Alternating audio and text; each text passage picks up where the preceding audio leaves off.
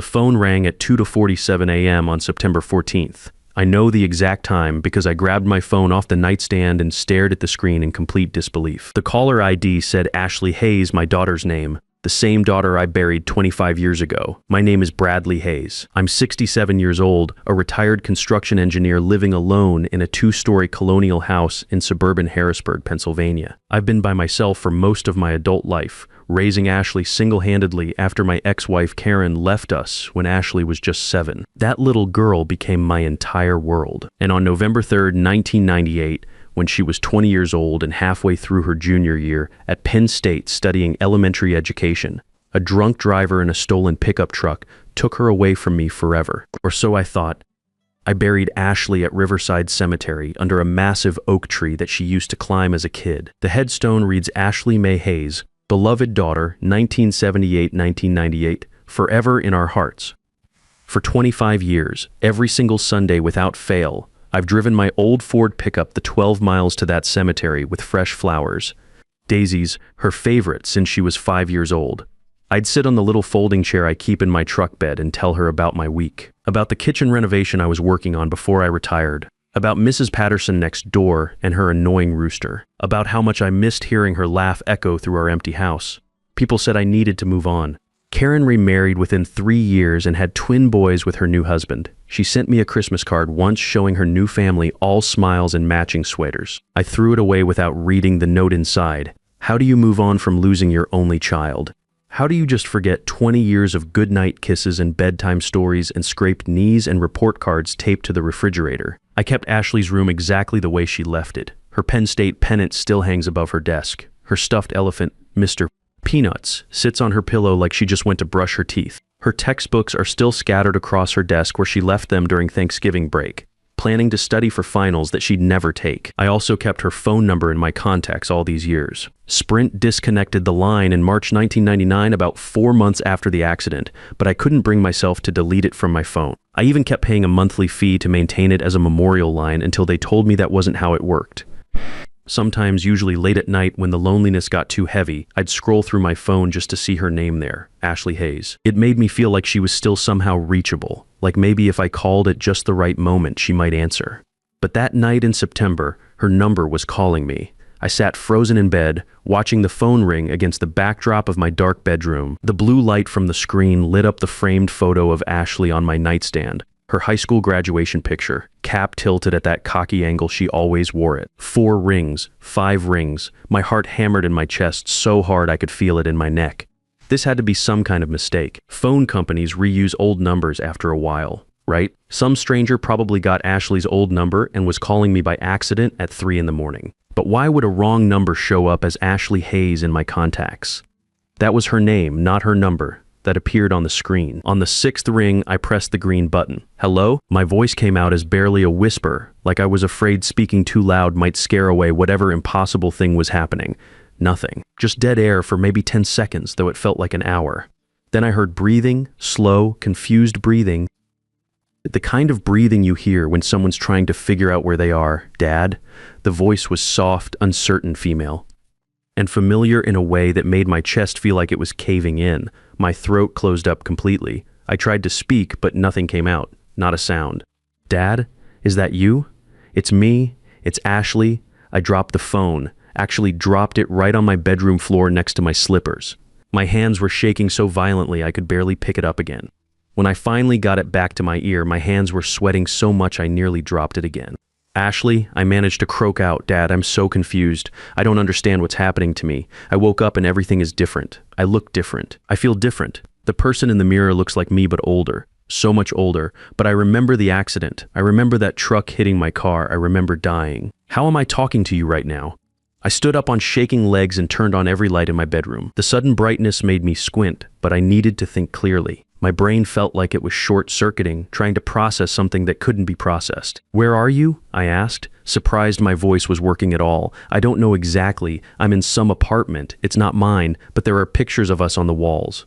Pictures of our family. I found an address written on a piece of paper by the phone. 4247 Riverside Avenue, apartment 12, Moorfield, West Virginia. Dad, I'm really scared. I don't understand what's happening. Can you come get me, please? I grabbed the pen I keep on my nightstand and wrote down the address on my hand since I couldn't find paper fast enough. My handwriting looked like a child's, all shaky and uneven. "I'm coming," I said, my voice getting stronger. "Stay right where you are, don't go anywhere. I'll be there as fast as I can drive. Thank you, Daddy. I knew you'd come for me. You always come for me." The line went dead. I tried calling back immediately. My finger stabbed at Ashley's contact name before the call had even fully ended. The recording played in that robotic female voice. "The number you have dialed is no longer in service. Please check the number and dial again." I tried again. Same message, then again and again. 15 times total, each attempt more desperate than the last. My call log showed the truth, though there it was, clear as day. Ashley Hayes, 2:47 a.m., 8 minutes and 23 seconds. The longest conversation I'd had with my daughter in 25 years. I sat on the edge of my bed staring at my phone for another 20 minutes, willing it to ring again. The house felt eerily quiet around me. Outside, I could hear Mrs. Patterson's rooster starting his pre-dawn routine. Inside, the old heating system clicked and hummed like it always did. Everything was normal, except nothing was normal. My daughter had been dead for 25 years. I saw her body at the hospital. I touched her cold hand. I watched them lower her coffin into the ground and listened to the mechanical whir of the equipment as they filled in the grave afterward. But she had just called me, scared and confused, asking me to come get her. I threw on jeans and my old Penn State sweatshirt, the one Ashley bought me for Father's Day in 1997. I grabbed my truck keys and wallet, threw some clothes in my overnight bag, and headed for West Virginia. It was 3:30 a.m. when I backed out of my driveway, and I knew I had about 8 hours of driving ahead of me. The interstate was nearly empty at that hour, just long-haul truckers and the occasional night shift worker heading home. I drove with my windows down despite the September chill, needing the cold air to keep me alert. My mind raced through every possible explanation. Maybe Ashley had survived the accident somehow and lost her memory. Maybe she'd been living as someone else all these years. Maybe the body I identified at the hospital wasn't actually her, but even as I thought it, I knew how impossible it sounded. The police had found her driver's license at the scene, her car registration, her purse with her college ID, and I had identified her body. Her face was bruised and swollen from the impact. But it was definitely Ashley. I knew every freckle on that face. I stopped twice for gas and coffee, each time checking my phone to see if she'd called again. Nothing. By the time I crossed into West Virginia, the sun was coming up, casting everything in that golden early morning light that Ashley used to love. She always said sunrise reminded her of hope. Moorfield turned out to be a small industrial town, the kind of place that probably thrived back when coal was king, but now felt like it was just hanging on. Rusted water towers, abandoned storefronts, and a main street that looked like it hadn't seen fresh paint in a decade. The GPS led me through a residential area of modest homes with small yards and chain-link fences. 46247 Riverside Avenue was a 3-story brick apartment building that had seen better days. The kind of place where working-class families lived when they couldn't afford anything better. Paint peeled from the window frames, and several of the mailboxes by the front door hung at odd angles. A sign by the entrance read, "Riverside Apartments, monthly and weekly rates available." I found apartment 12 on the second floor. The hallway smelled like cigarettes and old carpet. Cooking odors drifted from behind closed doors, bacon, coffee, something fried. Normal people starting their normal days while I was chasing an impossible phone call. The door to apartment 12 was slightly open, just a crack. I could hear movement inside, someone walking around. My heart started pounding again as I raised my hand to knock. "Ashley," I called out softly. "Dad, is that really you?" "Come in, the door's open." I pushed the door open slowly and stepped into a small living room. It was modestly furnished, a brown couch, a coffee table, a small TV on a wooden stand, clean but worn like everything else in this building. And then I saw her. A woman sat on the couch facing away from me. When she turned around, I felt like someone had punched me in the stomach and stolen all the air from my lungs. She looked like Ashley. Not exactly like the 20-year-old I'd lost, but like what Ashley might look like now at 45. Same green eyes that reminded me of sea glass. Same dimpled smile that had melted my heart since she was 2 years old. Same way of tucking her auburn hair behind her left ear when she was nervous or uncertain. The resemblance was so strong it made my knees weak. "Dad, I know this is impossible," she said, standing up slowly. "I know I died. I remember everything about that night. But I'm here. I don't understand it either, but I'm here." I wanted to run to her. Every paternal instinct I had screamed at me to wrap her in my arms and never let go, but something held me back. Maybe it was the engineer in me. 40 years of solving problems had taught me that when something seems impossible, it usually is. "Tell me something only Ashley would know." I said quietly. She smiled, and for a moment the expression was so perfectly Ashley that my chest ached. When I was 12, I was practicing soccer kicks in the living room and I broke Mom's china vase. The blue and white one her grandmother gave her. We told her it fell off the shelf during that little earthquake, remember? There wasn't really an earthquake that day, but she believed us because she was so worried about you being at the construction site during the tremors. My legs almost gave out. That story, we'd never told anyone else about that. It was our little secret, our shared lie to protect both of us from Karen's anger. And when I was 16, she continued, I came home 2 hours past curfew from Jenny Morrison's party. You were waiting up in your recliner, and I thought you were going to ground me until I was 30. Instead, you asked if I was okay and made me hot chocolate. You said you'd rather have me safe and late than sorry and on time. I had to sit down on the arm of the couch. Every detail was perfect. Every memory was exactly right. Over the next 3 hours, we talked about everything. She made coffee exactly the way Ashley used to, -2 sugars, no cream, stirred counterclockwise because she said it mixed better that way. She laughed at my same stupid dad jokes that had made Ashley groan and giggle since she was little. She even had the same tiny scar on her chin from falling off her bike when she was 8, trying to ride no-handed to impress the Thompson boy next door. How did you survive the accident? I finally asked, the question I'd been afraid to voice. I identified your body at the hospital. Her face went sad, the way Ashley's always did when she had to deliver bad news. I don't know, Dad, I've been trying to piece it together for weeks. I remember everything up until the truck hit my car. I remember the sound of the impact, the feeling of everything spinning. I remember pain, then darkness, then nothing. The next thing I knew, I woke up 3 weeks ago in this apartment with ID saying my name was Rachel Wilson. She walked over to a small desk by the window and picked up a driver's license. Look at this. According to these documents, I've been living here for 8 years. I have a job at Consolidated Insurance downtown. I have rental agreements, utility bills, even a credit history. But I don't remember any of it. It's like someone else has been living my life while I was somewhere else. I took the license and studied it. The photo showed the woman in front of me, but with shorter hair and a more confident expression. Rachel Marie Wilson, DOB, April 15, 1978. The same birthday as Ashley, just different year to match the age difference. The strangest part, she continued, sitting back down next to me on the couch, is that I started having dreams about 3 weeks ago.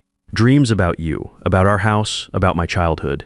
They felt more real than this life I supposedly lived as Rachel. And gradually I started remembering who I really was.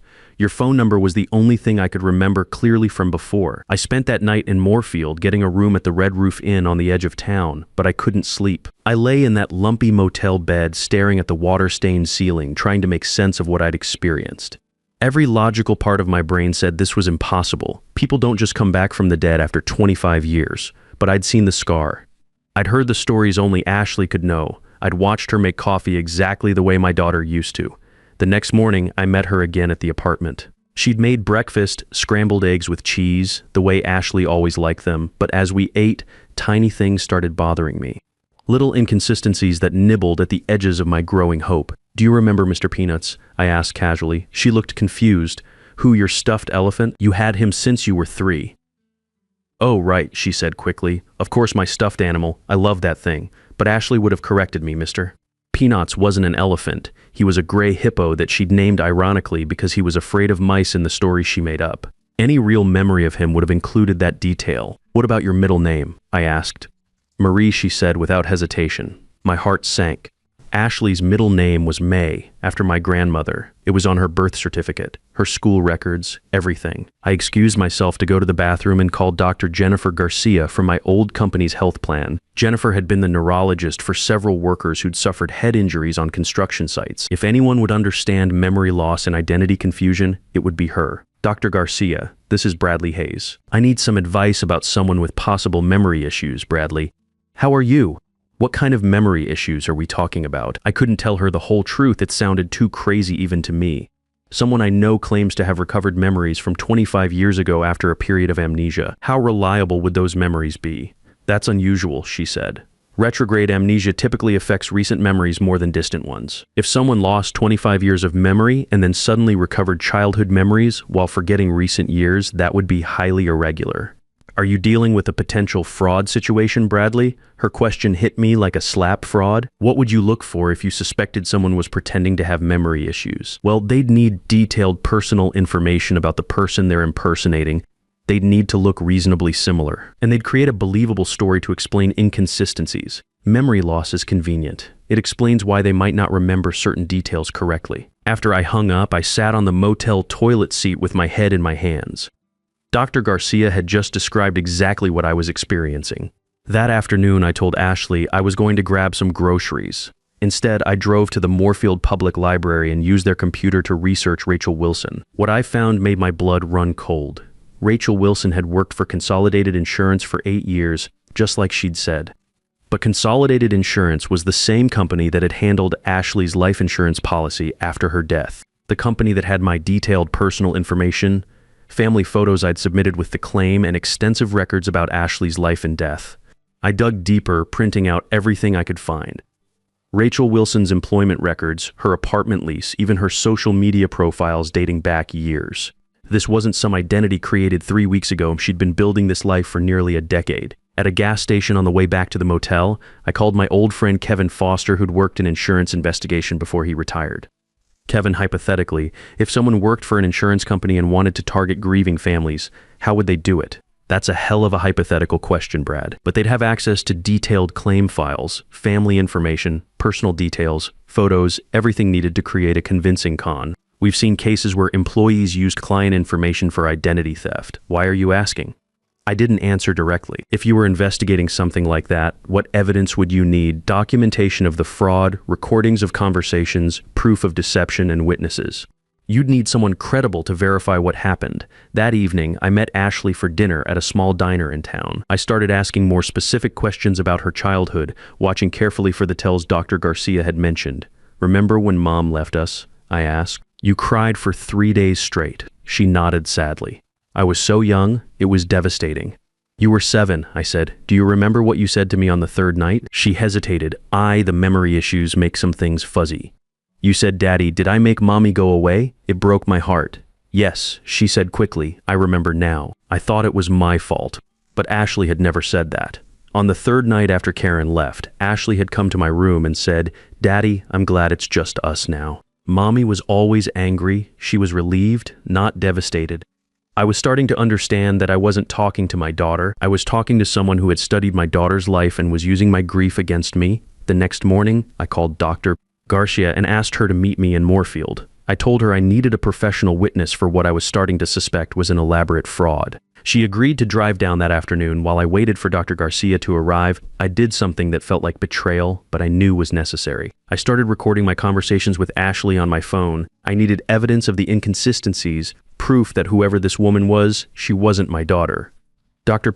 Garcia met me at the motel at 2 p.m. She was a small woman in her 50s with steel gray hair and sharp eyes that missed nothing. I'd worked with her on several workers' compensation cases over the years and trusted her judgment completely. "Bradley, you sounded very concerned on the phone. What exactly are we dealing with here?" I told her everything about the phone call, meeting the woman claiming to be Ashley, all the details that matched and the ones that didn't. Dr. Garcia listened without interrupting, taking notes in a small notebook. "I want you to meet her," I said. "Ask her some questions. See if your professional opinion matches my suspicions." We arranged to meet Ashley at her apartment at 4 p.m. I introduced Dr. Garcia as an old friend who was visiting the area on business. "Ashley, this is Dr. Garcia. She's a neurologist I worked with when I was still in construction." Dr. Garcia shook hands with the woman and smiled warmly. "Nice to meet you. Your father tells me you've had some memory issues since an accident years ago." "Yes," Ashley replied. "It's been very confusing. I lost so many years, but lately I've been remembering my childhood more clearly." "That's interesting, Doctor." Garcia said casually, "May I ask, what's your father's middle name?" "William," Ashley said confidently. "Bradley William Hayes." My heart sank. "My middle name is Charles." Ashley had known that since she was old enough to read my driver's license. Dr. Garcia continued with gentle questions. "What year did I retire? What was my ex-wife's maiden name? What kind of car did I drive when Ashley was little?" Every single answer was wrong. Not close, completely wrong. After Dr. Garcia left, I confronted Ashley directly about the discrepancies. "My middle name is Charles, not William. And Karen's maiden name is Thompson, not Johnson." For just a second, I saw something cold and calculating flash in her eyes. Then she quickly recovered, her expression becoming confused and apologetic. "I'm sorry, Dad. The memory issues, sometimes I get things mixed up. It's been so confusing living as someone else for so long." but I'd seen enough. I knew this woman wasn't my daughter. That evening, I called Detective Nathan Williams with the Moorfield Police Department. I'd gotten his name from the front desk at the police station when I'd called asking about fraud investigation. Detective Williams, my name is Bradley Hayes. I believe I'm being targeted for an elaborate fraud and I have evidence. What kind of fraud, Mr. Hayes? I explained the situation, the impossible phone call, the woman claiming to be my dead daughter, her job at the insurance company that had handled Ashley's claim. Detective Williams listened carefully. Mr. Hayes, we've been investigating similar cases in the region. Can you come to the station tomorrow morning? Bring any evidence you have. The next day, I showed Detective Williams everything. The recordings of our conversations where Ashley got basic facts wrong. The research I'd done on Rachel Wilson's employment history, the insurance company connection, Mr. Hayes, Detective Williams said, we've been trying to catch Rachel Wilson for 2 years. She's part of a sophisticated fraud ring that targets elderly people who've lost family members. They research victims through insurance files and create elaborate reunion scams to steal assets. He showed me a file with photos and documents. She's done this at least 4 times in different states. Always the same pattern: research a grieving parent, create a miraculous survival story, gain trust. Then gradually ask for money. Money? I said. She hasn't asked me for any money. She will. Usually it starts with medical bills or legal fees to help reclaim their identity. Small amounts at first, then larger sums. One victim in Ohio lost $100,000 before he realized what was happening. Detective Williams leaned forward. We need your help to catch her in the act. Would you be willing to wear a wire and offer her money? Once she accepts, we can arrest her for fraud. The plan was simple. I would tell Ashley that I wanted to transfer $50,000 to help her with legal fees to officially reclaim her identity and social security number. If she accepted, it would be evidence of intent to commit fraud. 2 days later, I met Ashley at the First National Bank of Moorfield. I wore a small recording device taped to my chest under my shirt. Detective Williams and 2 other officers waited in unmarked cars in the parking lot. Ashley, I've been thinking about your situation, I said as we sat in the bank lobby. I want to help you get your life back officially. I'd like to transfer $50,000 to cover any legal fees or medical costs you might have. Her eyes lit up with genuine excitement. Dad, that would solve so many problems. I've been so worried about the legal costs of proving who I really am. She introduced the man with her as Kevin Foster, a lawyer who was helping with her case. Foster had documents ready for me to sign, transfer papers that would move money from my savings account to an account he controlled.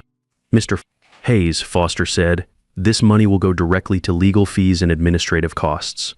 Your daughter's case is complicated, but with proper funding, we can resolve everything within a few weeks. The moment I signed the papers, Detective Williams and his team moved in. Rachel Wilson, Kevin Foster, you're under arrest for conspiracy to commit fraud, identity theft, and theft by deception. The look of pure rage on Rachel's face when the handcuffs went on told me everything I needed to know. That expression of hatred and fury, Ashley had never looked at anyone like that, not even when she was furious with me as a teenager. The trial took place 6 months later. I testified about the phone calls, the meetings, all the evidence we'd gathered. The prosecutor showed the jury Rachel's employment records at Consolidated Insurance, her access to my family's personal information, and evidence of at least 6 other similar frauds across multiple states. Rachel Wilson was sentenced to 8 years in federal prison. Kevin Foster received 6 years for his role in the conspiracy. At the sentencing, the judge said their crimes were particularly heinous because they preyed on people's deepest emotional wounds. Standing outside the courthouse after the sentencing, I felt something I hadn't experienced in 25 years: our trait, closure. Not the closure of getting Ashley back, but the closure of protecting her memory from people who wanted to profit from my pain. I drove straight from the courthouse to Riverside Cemetery. I sat by Ashley's grave and told her everything that had happened. I'm sorry, sweetheart, I said out loud. For a few weeks there, I let myself believe you were coming back to me, but you're at peace where you are, and I need to be at peace with that too. I still visit Ashley's grave every Sunday. I still miss her every day.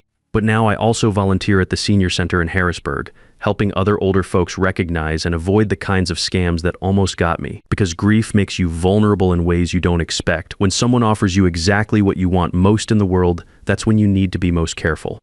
Love doesn't make you stupid, but desperation can. And there are people who make a living off desperation. My daughter is gone. She's been gone for 25 years. But her memory belongs to me, not to criminals who want to turn my love for her into their profit.